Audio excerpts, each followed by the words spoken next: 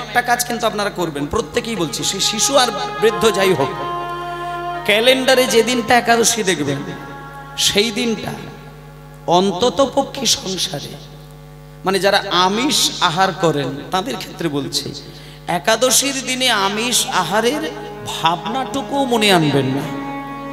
ভাবনা তৈরি করা তো দূরের ছাই, ভাবনাটুকুও মনে আনবেন না একাদশীর দিন। নিয়মটা কিন্তু যারা একাদশী ব্রত করবে বলে মনে হয়, বলে দিই, বেশি তো নয়, 12 মাসের মধ্যে 24টা একাদশী, মানে বছরে মাত্র 24টা দিন একাদশী। আর এটা যদি করতে পারেন আপনার কত কল্যাণ হতে পারে সেটা আপনি কল্পনা করতে পারবেন না। আপনার তো ভালোই আছে জীবন, কিন্তু ঘুমাতে গেলে কেন এত ছটফটানি হয়?